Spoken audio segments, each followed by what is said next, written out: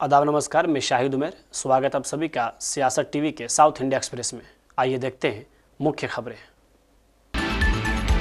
TPCC अध्यक्ष महेश कुमार गौड़ ने कहा कि बीआरएस के कार्यकारी अध्यक्ष केटी रामाराव निश्चित रूप से फार्मूला ई मामले में जेल जाएंगे। उन्होंने दावा किया कि उनके खिलाफ मजबूत सबूत है। मीडिया से बात करते हुए जहां वह एक पार्टी के कार्यक्रम में शामिल होने आए थे, महेश कुमार गौड़ ने पत्रकारों से बात करते हुए उनके कई जवाब दिए। उन्होंने कहा कि बीआरएस अब 4 गुटों में बंट गई है। उन्होंने आगे ये भी कहा कि केसीआर अपने फार्म हाउस तक ही सीमित हैं। लोगों के पास उस पार्टी का समर्थन करने का क्या कारण बचा है? कविता की राजनीति संपत्ति विवादों के इर्द गिर्द घूमती है। भले ही वह एक पार्टी की मेजबानी करती हैं, इससे उन्हें कोई फायदा नहीं होगा। उनके खिलाफ आपराधिक मामले लंबित होने के कारण कांग्रेस द्वारा उन्हें स्वीकार करने की कोई भी संभावना नहीं है। फोन टैपिंग मामले पर उन्होंने कहा कि यह सबसे बड़ी गंभीर मुद्दा बना हुआ है। उन्होंने आरोप लगाया कि सभी की कॉल रिकॉर्डिंग की गई, यहां तक कि रेवंत रेड्डी और मेरे फ़ोन की भी टैपिंग की गई। उस साजिश के तहत सरकार ने आधिकारिक तौर पर जियो को उस सिम कार्ड का उपयोग करके मेरी कॉल रिकॉर्डिंग करने का निर्देश दिया, जिसका मैं उस समय उपयोग कर रहा था। चल रही जाँच से यह पता चला है।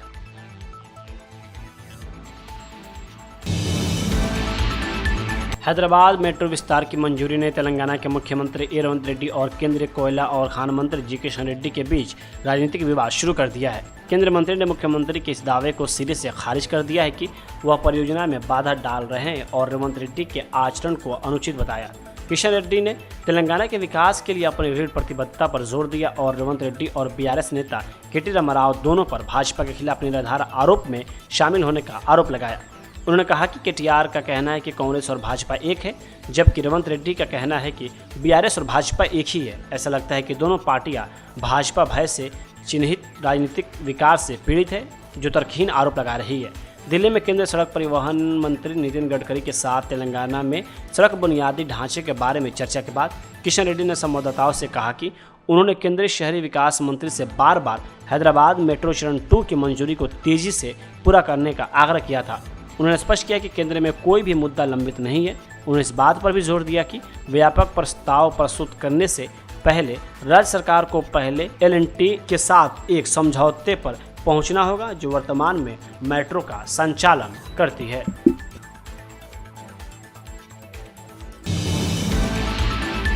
बीआरएस की दिवंगत जुबली हिल्स से विधायक मंगती गोपीनाथ की पत्नी मंगती सुनीता को आगामी जुबली हिल्स उपचुनाव के लिए बीआरएस उम्मीदवार घोषित किया गया है। यह कदम इसलिए अपेक्षित था क्योंकि मुख्य विपक्षी दल इस साल की शुरुआत में पूर्व विधायक की डेथ की वजह से मंगती परिवार को मिलने वाली सहानुभूति का पूरा लाभ उठाना चाहेगा।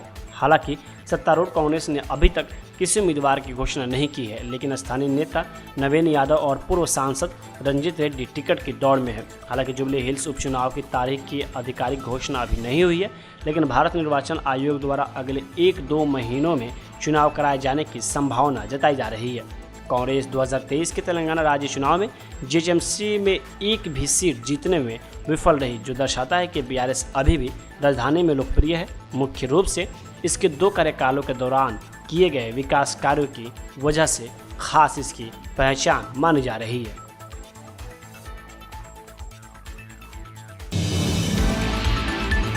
आज सुबह तेलंगाना के कई हिस्सों में भारी बारिश से सामान्य जनजीवन अस्त व्यस्त हो गया, जिससे जल जमाव और यातायात संबंधित समस्याएं उत्पन्न हो गई। खासकर हैदराबाद में यात्रियों को तेलंगाना विकास योजना सोसाइटी ने बताया कि नारायणपेट जिले के नरवा में सुबह 8:30 बजे से 11 बजे के बीच सबसे अधिक 44.3 mm बारिश हुई, जिसके बाद विकाराबाद जिले के मुजाहिदपुर में 44 मिमी बारिश हुई है।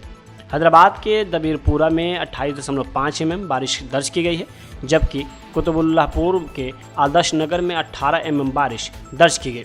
राज्य की राजधानी में सड़कें भीषण जल जमाव की वजह से अवरुद्ध हो गई, जिससे ऑफिस जाने वालों को काफ़ी परेशानियों का सामना करना पड़ा। इसके जवाब में मुख्यमंत्री रेवंत रेड्डी ने अधिकारियों को बारिश से उत्पन्न स्थिति से निपटने के लिए पूरी तरह तैयार रहने का निर्देश दिया है। उन्होंने जीएचएमसी और अन्य नागरिक एजेंसियों से शहर को जल जमाव और ट्रैफिक संबंधी समस्याओं का जल्द समाधान करने का भी निर्देश दिया। साइबराबाद पुलिस ने आईएमडी की तरफ से भारी बारिश के पूर्वानुमान के मद्देनजर आईटी कंपनियों को अपने कर्मचारियों के लिए घर से काम करने के विकल्प पर विचार करने के लिए एक सलाह जारी की।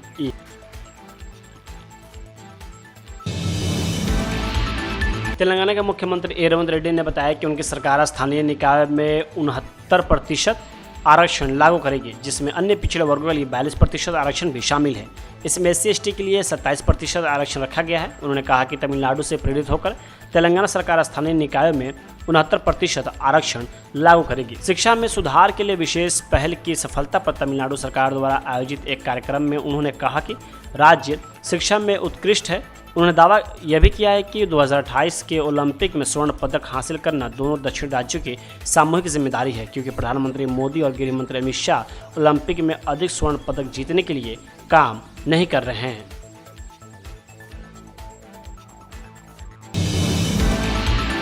प्रवासी राजस्थान मीट पर राजस्थान के मुख्यमंत्री भजनलाल शर्मा ने कहा कि राजस्थानी प्रवासी पूरे देश में समर्पण और कड़ी मेहनत के साथ काम कर रहे हैं। मैं यहाँ राजस्थानी प्रवासियों को राजस्थान में अपना व्यवसाय फैलाने के लिए आमंत्रित करने के लिए आया हूँ।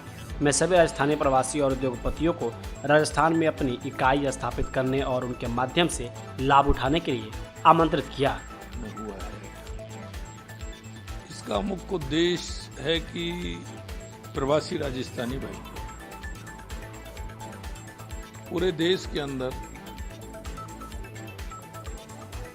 अपनी मेहनत अपनी निष्ठा के साथ काम कर रहे हैं। राजस्थान एक ऐसा प्रदेश है जहाँ से काफी समय पहले मारवाड़ी लोग पूरे देश और पूरी दुनिया में अपने काम के लिए गए। उन्होंने अपनी मेहनत से, अपनी ईमानदारी से, अपने जज्बे से देश में तो किया है, लेकिन दुनिया में भी अपना व्यापार उद्योग बढ़ाने का काम किया है।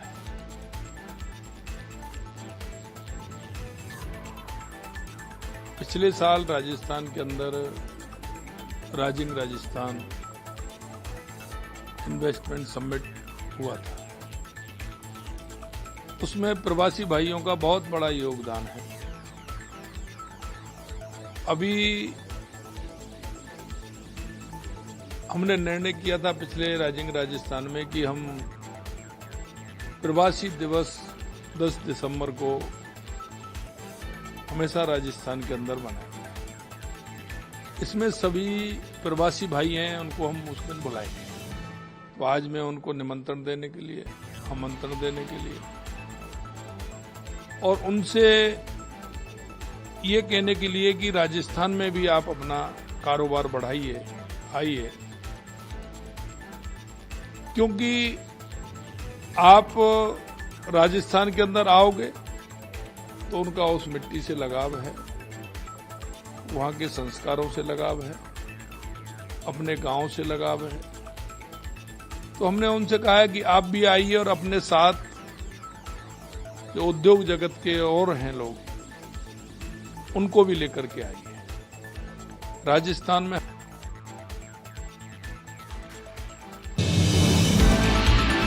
आई लव मोहम्मद मामले पर MIM प्रमुख और सांसद असदुद्दीन ओवैसी ने कहा कि प्यार में देशद्रोह क्या है?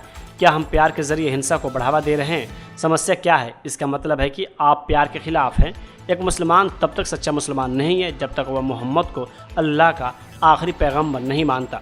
एशिया की सबसे बड़ी मुस्लिम आबादी भारत में रहती है। अपनी इस प्रतिक्रिया में आप क्या संदेश दे रहे हैं? हैप्पी बर्थडे प्राइम मिनिस्टर और हैप्पी बर्थडे चीफ मिनिस्टर के पोस्टर लगाने की इजाज़त है, लेकिन ये नहीं। अच्छा है। आपका नाम क्या है सर? स्मिथ। हाँ, स्मिथ नाम है। आई लव स्मिथ में करूंगा। इसमें कौन सा एंटी नेशनल बात है? इसमें कौन सा वायलेंस का प्रमोशन का बात है? जब लफ्ज लव आ रहा है तो उसमें आपको तकलीफ क्यों हो रही है? इसका मतलब आप लव के खिलाफ हैं, आप मोहब्बत को मानते ही नहीं है।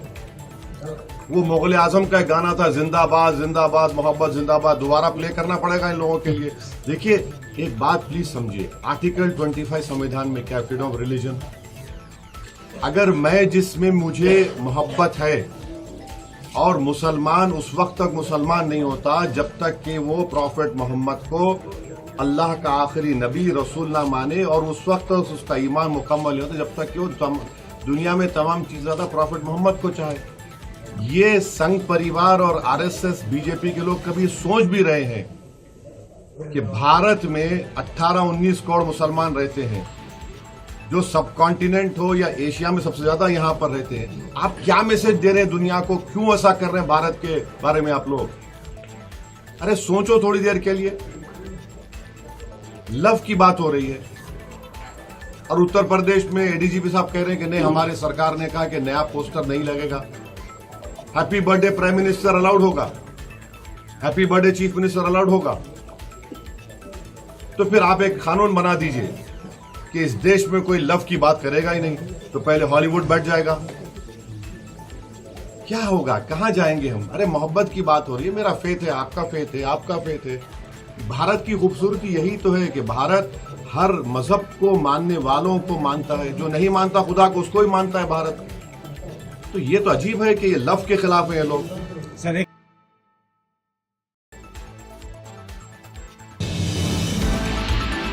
पीएम मोदी और सीएम नीतीश कुमार द्वारा घोषित मुख्यमंत्री महिला रोजगार योजना पर कांग्रेस सांसद प्रियंका गांधी वाड्रा ने कहा कि वे चुनाव से ठीक पहले क्यों जाग गए हैं। पिछले 20 वर्षों से सरकार में कौन है, उन्होंने पिछले 20 वर्षों में महिलाओं के लिए क्या किया। उन्होंने कहा कि उन्होंने अभी इस राशि की घोषणा तो की है, लेकिन क्या वे इसे हर महीना देंगे। यही कहा कि ये चुनाव के पहले क्यों जागे हैं। अभी 20 साल से किसकी सरकार थी? 20 सालों से क्या किया महिलाओं के लिए? जो मानदेय जो जिसके लिए ये लोग संघर्ष कर रही हैं, ये महिलाएं अपना मानदेय थोड़ा सा बढ़ाने के लिए, तो पहले क्यों नहीं किया? और ये 10,000 रुपये है क्या अभी दे रहे हैं, तो क्या हर महीने देंगे? किस किस को देंगे? कुछ कहा है इन्होंने कि ऐसे ही कि चलो चुनाव आ रहा है, थोड़ा सा हम स्कीम बना देते हैं, थोड़े से पैसे दे देते हैं, महिलाओं का वोट मिल जाएगा। महिलाएं जो है ना समझदार है, जिम्मेदार है, इस देश को, इस अपने परिवारों को, समाज को संभालती हैं, समझदार हैं। वो समझ रही हैं कि कैसी स्कीम है ये, कि चुनाव के पहले सब, जैसे ही चुनाव आ रहा है तब सब कुछ दे दिया और 20 सालों से कुछ नहीं दिया। तो मेरी आशा है कि महिलाएं जागेंगी और अपनी शक्ति को समझेंगी।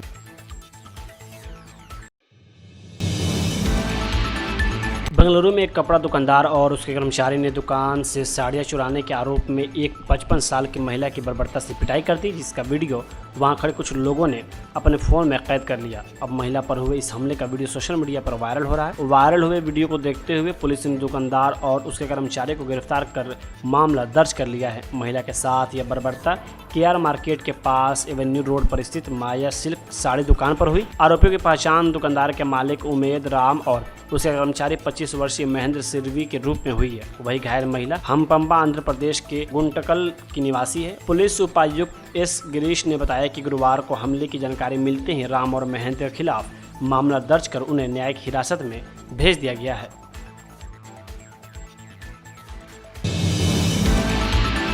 तमिलनाडु के राष्ट्रीय शिक्षा नीति के कार्यान्वयन पर केंद्रीय मंत्री धर्मेंद्र प्रधान के बयान पर डीएम के प्रवक्ता एलगवन ने कहा कि खुले तौर पर शिक्षा मंत्री कहते हैं कि मैं तमिलनाडु को पैसा नहीं दूंगा। तमिलनाडु विधानसभा में एक कानून बनाया गया है कि यहाँ 2 भाषा फार्मूला का पालन किया जाएगा। सरकार 3 भाषा फार्मूला पेश करती है और वह वर्तमान शिक्षा प्रणाली को खत्म करना चाहती है और अपनी नई शिक्षा नीति पेश करना चाहती है, जो विज्ञान पर ही नहीं बल्कि पौराणिक कथाओं पर आधारित है। हम मांग कर रहे हैं कि शिक्षा को लागू किया जाना चाहिए, राज्य सूची में वापस लाया जाए। वे नहीं चाहते कि तमिलनाडु में शिक्षा में सुधार हो।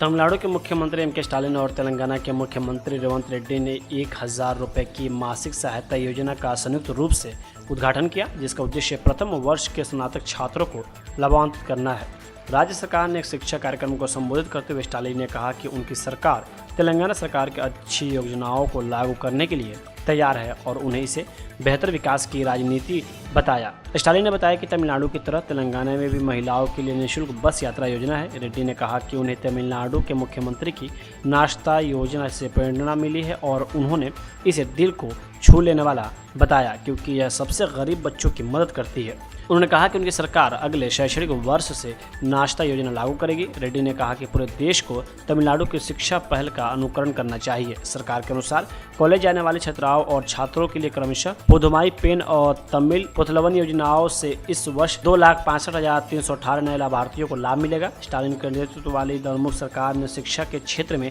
अपने कार्यों को गिनाने के लिए एक कार्यक्रम का आयोजन किया, जिससे राज्य सरकार की प्रमुख पहलों और उपलब्धियों को प्रदर्शित किया गया।